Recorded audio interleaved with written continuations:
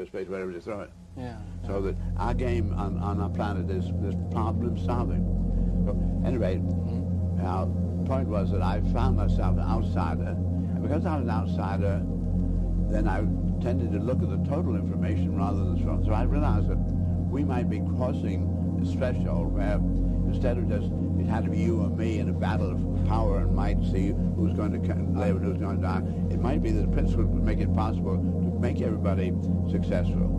The latter being the former. We didn't know about those principles earlier. The former being on the idea of scarcity, that there was a condition of scarcity, and that we would be coming to a moment of a realization of a surplus capability that had been introduced through our metaphysical, if we really use resources in an intelligent way, always in principle and not just for me. Yeah.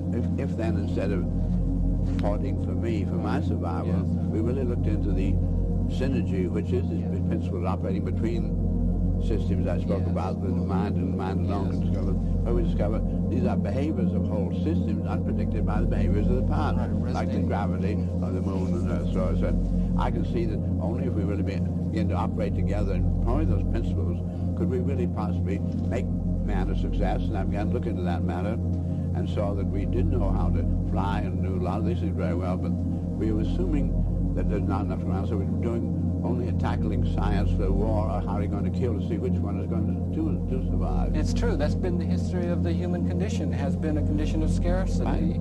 And it's you who has postulated I remember take particular reference to the article that was in the Life magazine in 1952, postulating a transference from the condition of scarcity, which had been characteristic of the human condition, to 1952 having arrived at, 43% coefficient between happiness and the world's population, and you're projecting a 20-odd year period to just about the time that we find ourselves in now, mid-1974, to when the planet would cross the 50% mark, and there would be a new kind of condition begin to be relevant to the assigning of our planetary design priorities. And it would seem to me that you had been gauging that with such an incredibly accurate kind of ability that was, in a sense, quite unique. I don't think there are too many people now who have a fundamental sense that we may be on the dawn of a new capability to realize surplus as the basic underlying assumption for assigning design. Out to you where I saw that I saw a man knew exactly what that airplane weighed and what he was getting out of it. He knew just what the ship of the sea weighed.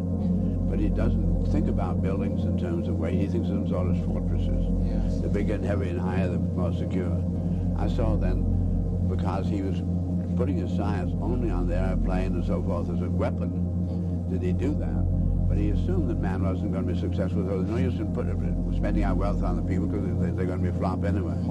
So that I saw that if we really turned it on what are called livery, I needed a term like weaponry, livery, then what you mean environment controls, shells, the apparatus inside to clean us and prepare food, and conserve and handle the energies. I then went into that, and that brought about the discovery of the geodesic domes and so forth, and now over 100,000 around the world. Yes. And I now really know that I can give you, for instance, 30 buildings for one, for a given snow load, hurricane loading, earthquake loading, for a given clear span. I can give you 30 buildings for one against an alternate known engineering strategy than spherical, triangulated 10-degree structures. Yes. So that I now know by actual measurement of what technology you do need to make man a success. I now know it's highly feasible. We have the resources, we have the knowledge. The metals have not been lost of in mind. They simply come out and get metal melted out. You take one Cadillac, melt it up, and get out two Japanese cars. Twice as good. So that what we keep circulating, I now know with the resources we already mined, the knowledge we already have, is highly feasible to take care of all of humanity at a higher standard of living than anybody's ever known. And it can be done by 1985.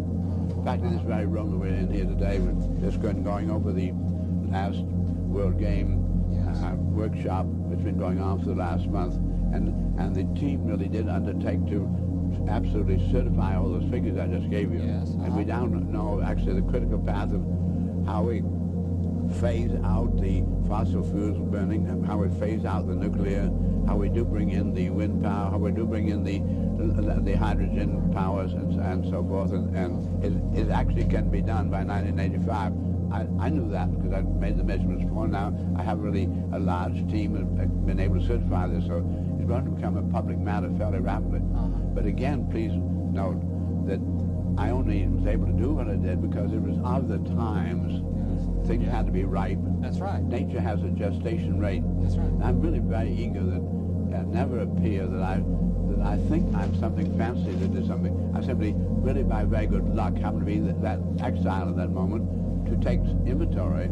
Having fortunately had enough experience in ships and airplanes and building of buildings and so forth to realize it was so.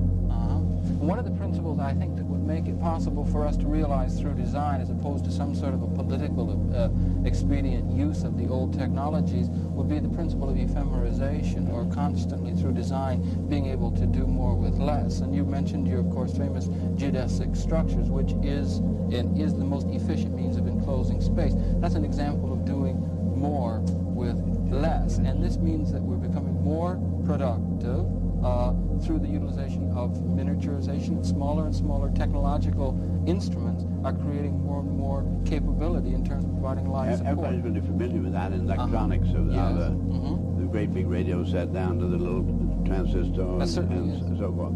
But today, I like to use the example, one communication satellite weighing 1/4 of a ton is outperforming the transoceanic communication capability of 175,000 tons of copper cable. That's right. Now, that's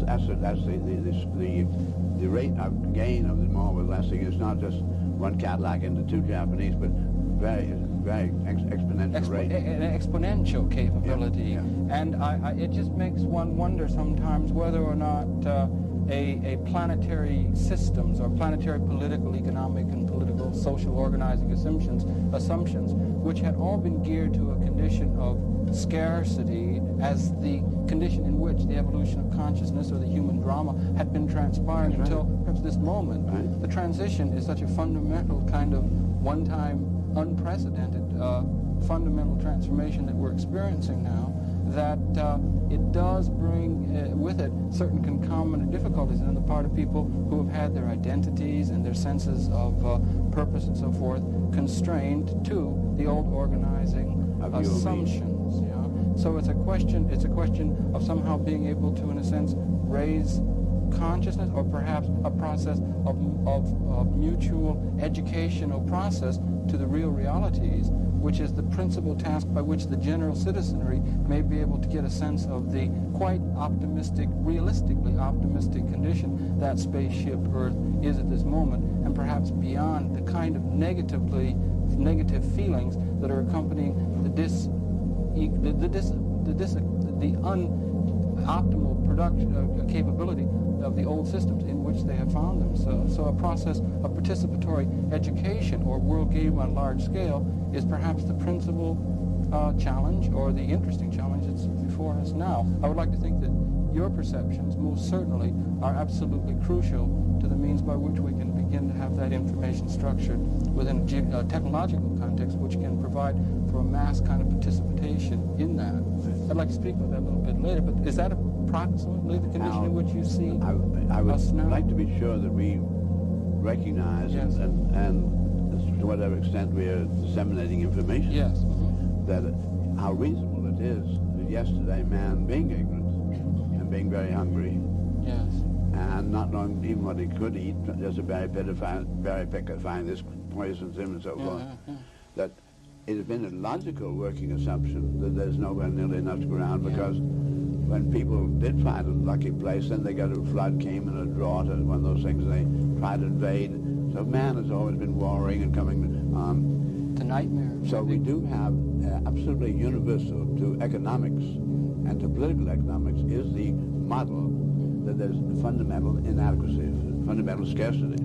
Therefore, all politics are based on the fact that there's not enough to go around. Someday a whole lot of people are going to die, and I have a theory, and my theory is the fairest, I think, and the wisest and the most economical. Therefore, you better join up with me, and your family better join up with me. That's why I have a politician. Now, realize that. Then you're going to have a showdown to see LCB may be enough for you, and so we join up sides, and then we're going to have the great Armageddon, see which of the great world sides are going to win, the communists or the capitalists, what it may be. It's not that way. Having discovered there really is enough to go around, I then find then that politics are really now obsolete. People are so used to the idea, I got to have a leader. They also had to have a leader when we were illiterate. We didn't have words. We didn't have the communication. We didn't have the information. Suddenly, everybody, once there was just the pharaoh was in on the information, and the nobles were, and the middle class. Just this century, everybody's suddenly in on the information. Everybody's in the vocabulary. Everybody can communicate. So suddenly, it is really going to be everybody, and everybody's going to have to know in a hurry that there really is enough to go around. Now, if there is enough to go around, and you and I know there is, you and I don't need a politician to tell us how to make sense as we sit here. He doesn't have to, politician tell you, now it's your turn to speak. You and I cooperate and try to bring out the information in a logical way. And society just does not need that. Anyway, we're not used to that. We're used to the idea not to go around, so we elect you, and it's up to you to be sure that our side comes out on top. And that's where all the flag waving and all the guns and everything are out there. But it's just no longer, it's actually no longer so. Now this is what we're up against either a bloody revolution ahead, thinking it has to be you and me with all the bombing capability, $200 billion a year being spent to get ready for Armageddon by the leading nations of the earth. I say we're going to have either a revolution of blood where everybody loses then, or it's going to be a design revolution where we do use the ephemeral.